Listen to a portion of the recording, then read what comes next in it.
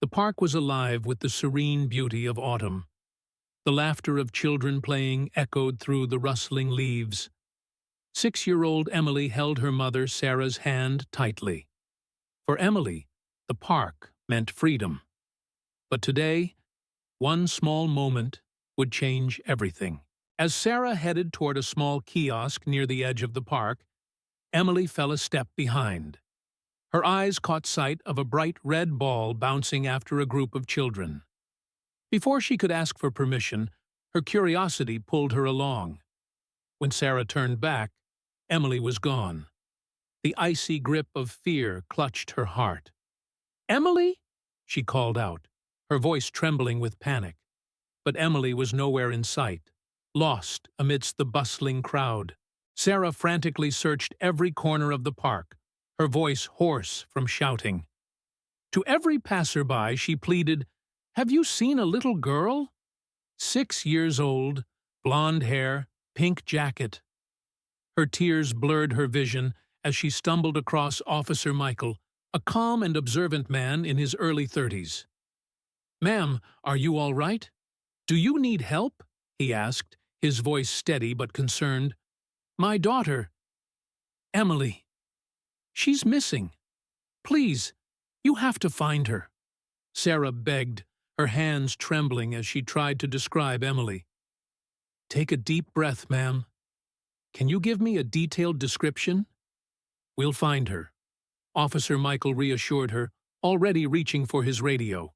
Meanwhile, Emily sat on a large bench in another corner of the park.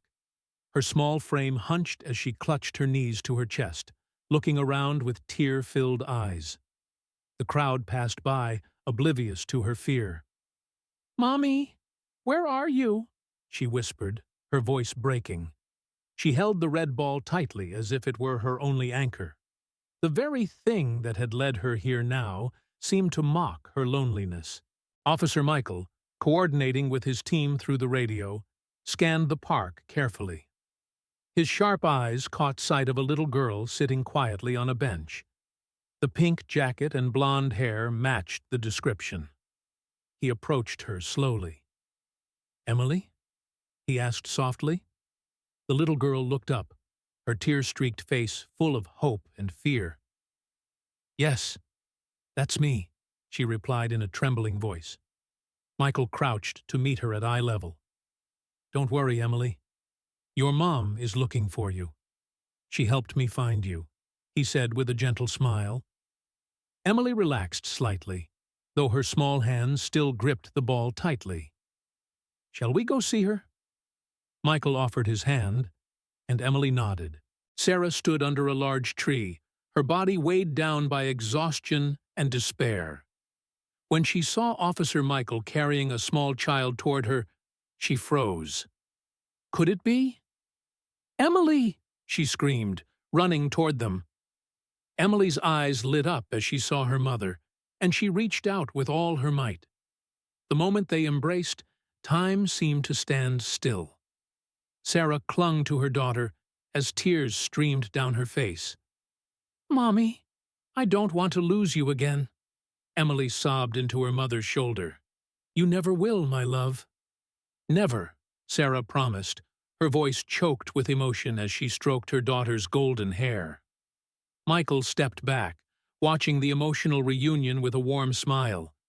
In that instant, the power of a mother's love and the strength of their bond filled the air. As Emily and Sarah walked home hand in hand, the cool evening breeze wrapped around them. The terrifying moments in the park were behind them now.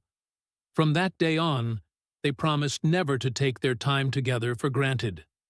This story is a reminder of the raw, unbreakable connection between a parent and their child, and how even the darkest moments can end in light.